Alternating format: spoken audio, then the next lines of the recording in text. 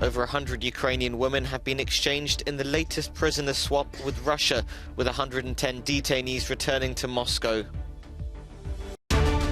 Grain for fertilizer? Russia says that any extension of Ukraine's grain deal depends on its own exports of fertilizer being freed up. Haiti appeals to the international community via the UN for help in tackling violent gangs and inflation. However, China and Russia are not keen on the idea. Over 100 Ukrainian women have been exchanged in the latest prisoner swap with Russia. The oldest woman was 62, the youngest 21. Officials also said that 37 of the women had previously been evacuated from the once besieged Azovstal steel plant in Mariupol. At the same time, 110 prisoners were returned to Russia from Ukraine. For the first time, Russia's Commissioner for Human Rights met up with her Ukrainian counterpart. Ukraine's President Zelensky used his nightly address to mention that some of the Ukrainians had been captured long before the full scale of war, but they'd not been forgotten. We do not forget about any of our people, he said. We have to return them all, and we will return them. There were more drone attacks on the capital Kyiv overnight. Ukraine's emergency service shared video showing rescuers clearing debris and trying to evacuate residents from the buildings from Monday's attacks. The Russians want to bring the depression to Ukrainians. Instead, everybody very angry and want to defend our hometown, the home country. Russia says it's using its drones against legitimate targets such as electricity substations. Ukraine says civilians are the victims. Russia says that any extension of last July's landmark Black Sea grain deal, which is up for renewal next month, depends on the West easing Russia's own agricultural and fertilizer exports. Multi-level talks are underway between representatives of the UN and the Kremlin in Moscow. Both sides have said they're open to discussions, but Russia is insisting that they include freeing up the export of materials necessary to make fertilizers, which includes ammonia, a lot of which is produced in the Russian Federation. The July deal, which was brokered by the United Nations and Turkey, restarted Ukraine's grain exports from its Russia-blockaded Black Sea ports. But although the agreement did allow for fertilizer exports from Russia, Moscow has complained that these are still being obstructed.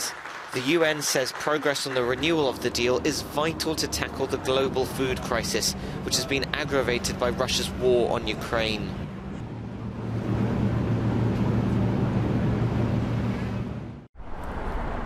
The UN is split over sending in a multinational force to aid Haiti.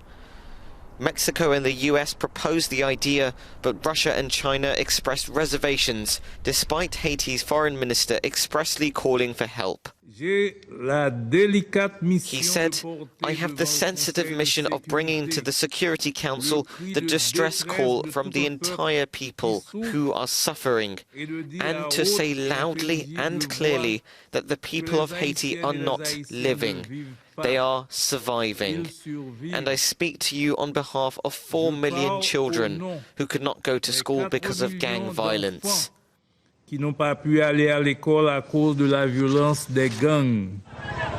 Haiti has been gripped by inflation, with rising food and fuel prices, together with gang violence and daily protests.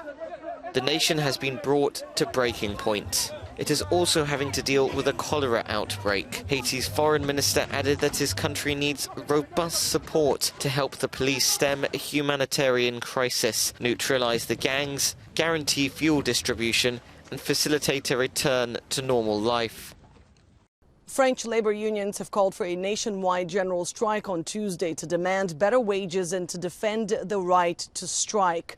Several sectors are expected to be severely disrupted, including public transportation, education, and even healthcare, with union leaders saying we are about to see a week the likes of which we haven't seen in a very long time.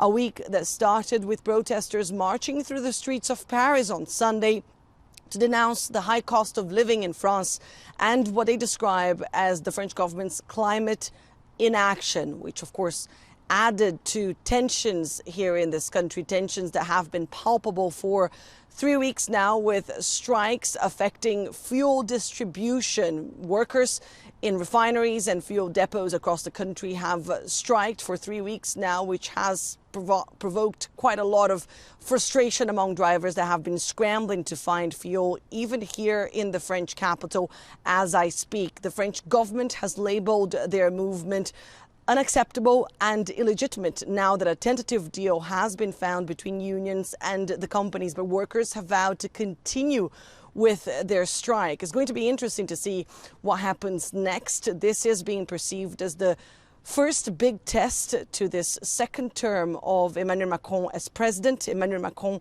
who has vowed to carry on with some of his ambitious reforms, including an overhaul of the pension system. So French citizens, workers, union leaders, but also members of Emmanuel Macron's government are bracing for what could be a difficult couple of days, weeks, and perhaps even months to come. Annelise Borges in Paris for Euronews. UK Chancellor Jeremy Hunt has addressed MPs in the House of Commons for the first time after reversing almost all of his predecessor's controversial growth plan. While many fear Prime Minister Liz Truss's days are numbered after weeks of economic instability, the newly appointed Hunt maintains his eye-wateringly difficult decisions will help raise approximately €37 billion a year. What we are seeking is long-term sustainable increase in the economic growth rate, and that is a central policy of the Prime Minister, which has my wholehearted support. Hunt said he was making immediate changes to last month's budget plan, which includes reversing all tax measures and ending the cap on utility bills in April. However, the opposition have questioned why the government is not imposing a windfall tax on profits earned by gas firms, but Hunt says he hasn't ruled it out.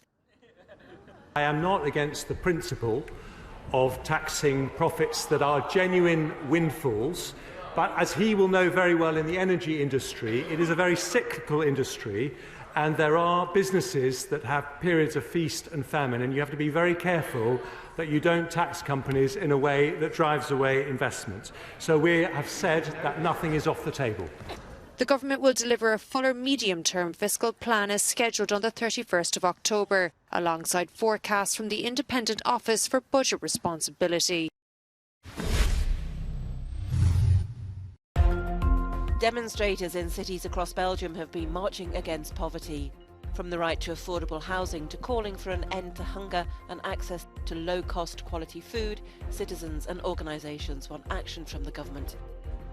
The number of families having to rely on food aid is increasing each month, with demonstrators warning anger could erupt on the streets. Airport chaos and disruption caused by strikes in both Belgium and Germany. Charleroi Airport was forced to close to all departing passengers for several hours on Monday due to industrial action by security staff. While in Germany, Eurowings pilots have started a 3-day work stoppage in a dispute with the company over working conditions. France's highest administrative court has ordered the state to pay a fee of €20 million for failing to improve the country's air quality and step up its anti-pollution measures. 5 years ago, the government was ordered to reduce emissions in more than a dozen cities, including Paris, Lyon and Toulouse, in line with European standards. The fine follows a €10 million penalty issued last year. Sri Lankan author Shehan Karunatilaka has won the UK's prestigious Booker Prize for fiction written in English with The 7 Moons of Marley Almeida. It's a supernatural satire about a photographer who wakes up dead with a week to ask his friends to find his photos and expose the brutality of the Sri Lankan Civil War. The winner gets €57,000 in prize money.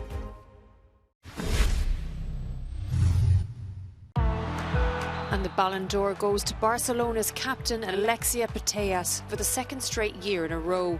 The 28-year-old midfielder scored 42 goals for the Spanish League winners last season, beating the likes of Chelsea's Sam Kerr for the award. Hot favourite Karim Benzema secured the coveted men's trophy after a spectacular season with Real Madrid. He's the first Frenchman to win the Ballon d'Or since Zinedine Zidane in 1998. Polish forward Robert Lewandowski, who joined Barcelona at the close of the season, received the Gerd Müller trophy as last season's top goal scorer and was ranked 4th for the Ballon d'Or.